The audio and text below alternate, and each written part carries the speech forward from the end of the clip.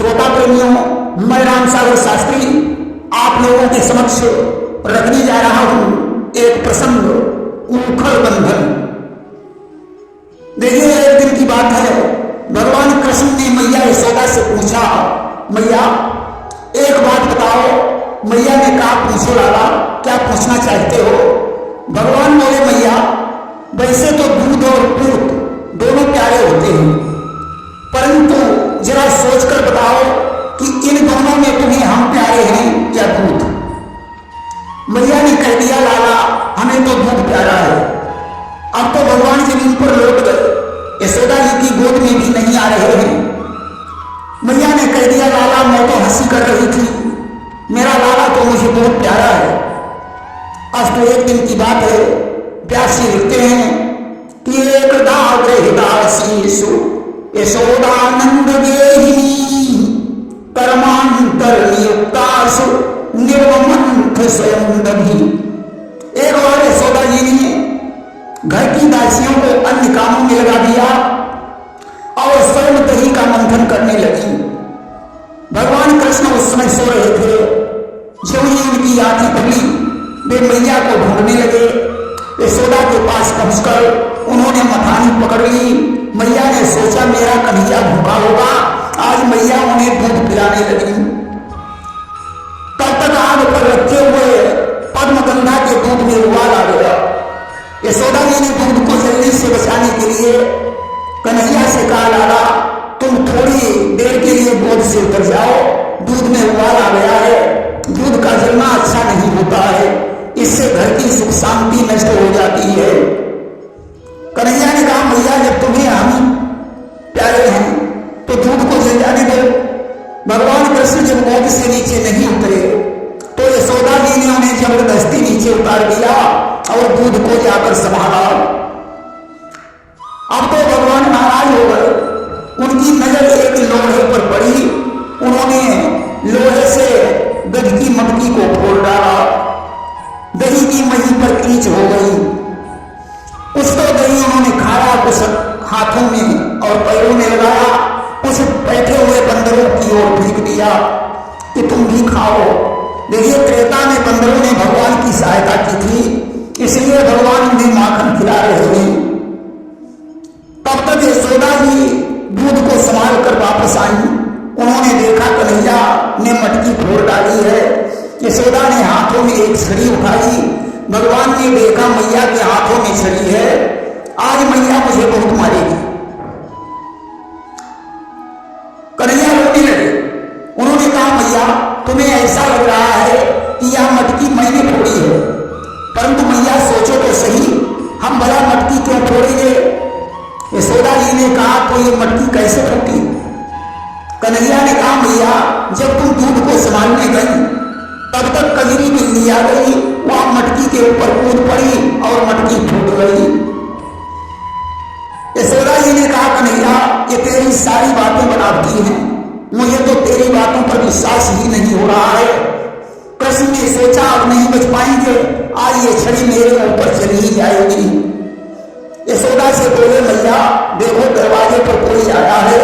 यशोदा जी दरवाजे की तरफ देखने लगी, भगवान वहां से गायब हो गए और एक दूसरे घर में जाकर छुप गए। जहां उल्टा उखड़ पड़ा हुआ था उस पर बैठकर रोने लगे। मैया ने देखा कन्हैया गायब है। मैया छड़ी लेकर वहां पहुंची। भगवान उखड़ से कूद कर भाग खड़े हुए। अब तो कन्हैया आगे आगे भाग रहे हैं, मैया उनके पीछे है। अब भगवान को पकड़ना कोई आसान बात तो है नहीं।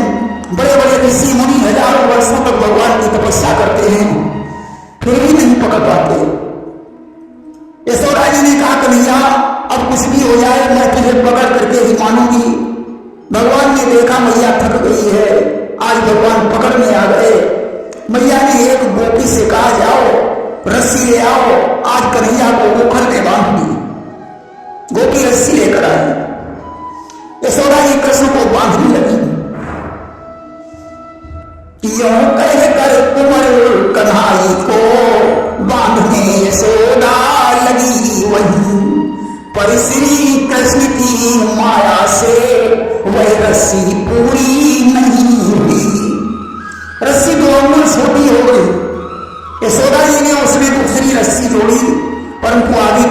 छोटी हो गई।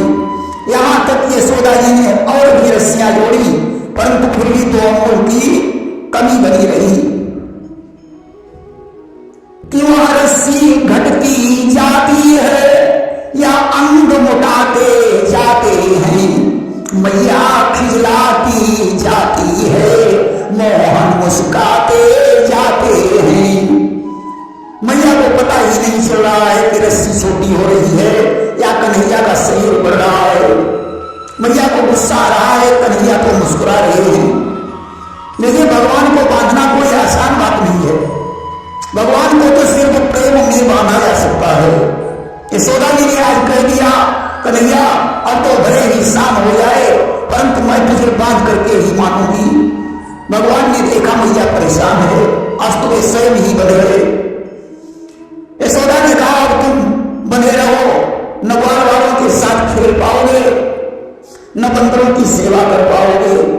तब तक मोहल्ले से कुछ गोपियां आ गई। उन्होंने कन्हैया को बना हुआ देखा। यशोदा से कहने लगी, आज कन्हैया ने ऐसी क्या गलती कर दी जो तुमने उसे उखल से बांध दिया है कि मैया उखल से दियो बांध, सामने का बिगाड़ोगी। कौन खता मोहन ने की जो तुम रही सताओ, कौन खता मोहन ने की जो तुम रही सताओ। बूढ़ेपन में मत दोहराई जुल्म गुजारोगी, मैया उखल से दियो बांध, सामने का बिगाड़ोगी। गोपियों ने कहा, मैया क्या बुढ़ापे में तुम्हारी मत मारी गई है जो कन्हैया को इतना कष्ट दे रही हो। यशोदा ने कहा, गोपियों इसे बना रहने दो, इसने मुझे बहुत तंग कर रखा है। अब तो गोपियां चली नहीं, यशोदा जी घर के काम धंधे में लग गई। भगवान ने ऊपर को लुढ़काया और कमलार्जुन के वृक्षों के पास में पहुंचे, वृक्षों के बीच से गुजर पड़े, ऊपर अटक गया। भगवान ने जोर लगाया, दोनों वृक्ष ऊपर गए और उनमें से 2 पुरुष निकलकर भगवान की स्तुति करने लगे कि नमः परम कल्याण, नमः परम मंगलम, वासुदेवाय शांताय यदुनाम पतये नमः। हे परम कल्याण स्वरूप, परम मंगल स्वरूप, परम शांत, सबके हृदयों में विहार करने वाले यदुवंशी शिरोमणि कृष्ण, आपको नमस्कार है। आज ऐसी स्तुति करके वे अपने धाम को चले गए। देखिए, ये दोनों कुबेर के पुत्र थे, इनका नाम नलकुबर और मणिग्रीव था। एक बार ये दोनों मदिरा पीकर सरोवर में नारियों से निमग्न स्नान कर रहे थे। अचानक देवर्षि नारद वहां से गुजरे। नारद को आते हुए देखकर नारियों ने वस्त्र धारण कर लिए, परंतु नलकुबर और मणिग्रीव ने कोई मर्यादा नहीं की। कि इस कारण दोनों गर्वीले फंस गए सांप के चंगुल में, ऋषि बोले दुष्टों दुख पाओ बनकर यमलार्जुन गोकुल में। नारद ने श्राप दे दिया, जाओ तुम वृक्ष के समान खड़े रहे, इसलिए गोकुल में यमलार्जुन के वृक्ष बनकर अपनी करनी का फल भोगिए। भगवान कृष्ण के सानिध्य से तुम्हारा उद्धार हो जाएगा। अब तो जिन वृक्षों के गिरने की आवाज हुई, बाबा नंद वहां दौड़कर पहुंचे। वे कन्हैया को देखकर हंसे और उखल से खोलकर गोद में उठा लिया और महलों के अंदर ले आए। देखिए, रस्सी घटने का क्या कारण है। रस्सी को संस्कृत साहित्य में गुण कहा जाता है। गुणों की संख्या 3 है। भगवान ने यह प्रकट किया कि मुझे सतों गुण से तो बांधा जा सकता है, परंतु रज और तम से नहीं। इसलिए रस्सी 2 अंगुल छोटी पड़ गई। नंबर 2, यमलार्जुन के 2 वृक्षों का उद्धार करना है, इसका संकेत देने के लिए रस्सी 2 अंगुल छोटी पड़ गई। नंबर 3, ऋषियों ने यह प्रकट किया कि भगवान की तरह हमने अनादिता और विविधता नहीं है, इसलिए वे 2 अंगुल छोटी हो गई। नंबर 4, जहां नाम और रूप होते हैं वहां बंधन होता है, परमात्मा में ये दोनों नहीं है।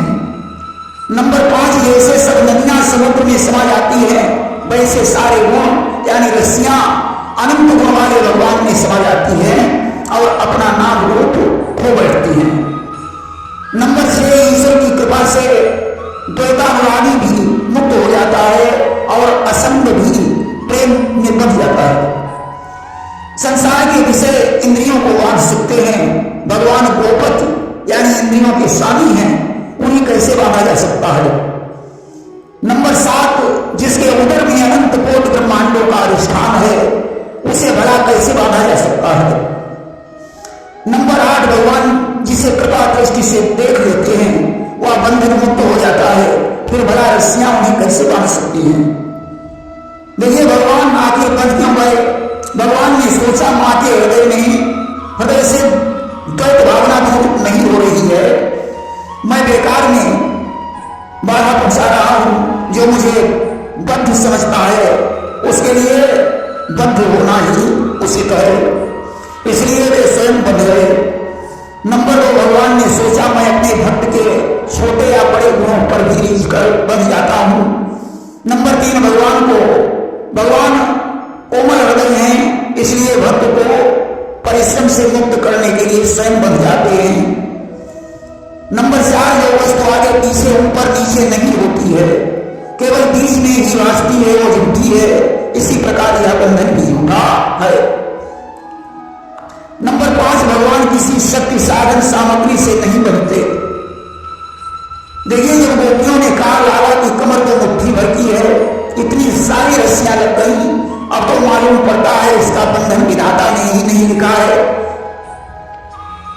तो यशोदा मैया ने कहा कि चाहे शाम हो जाए, गांव भर की रस्सियां क्यों इकट्ठी करनी पड़े, परंतु मैं तो इसे बांध करके ही मानूंगी। यशोदा की ऐसी हट पर भगवान ने अपनी हट छोड़ दी और वे स्वयं बंध गए, क्योंकि भगवान हमेशा अपने भक्तों की हट को पूरा करते हैं।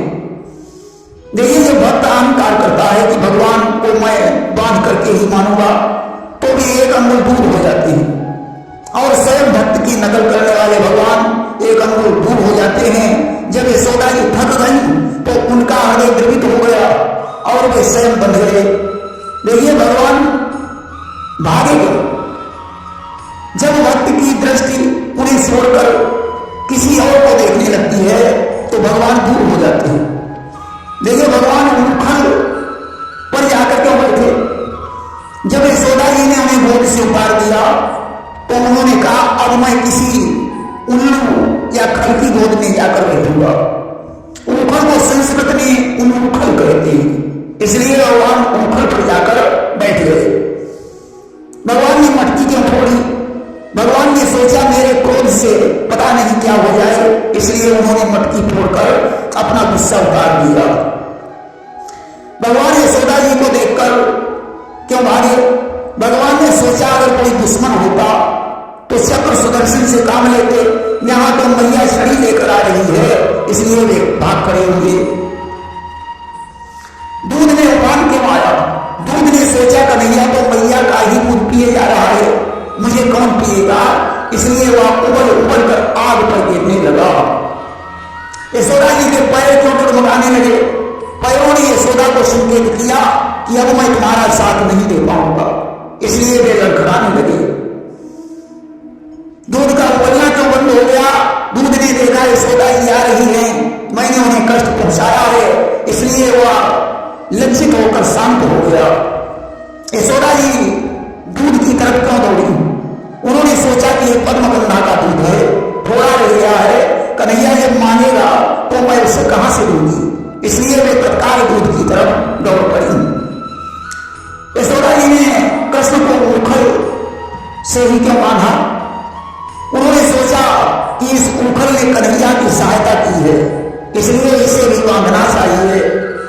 यशोदा को देखकर कृष्ण क्यों रोए। दंभ ने कहा काम क्रोध और अतृप्ति के बाद मेरी बारी है, इसलिए वह आंसू बनकर निकल पड़ा।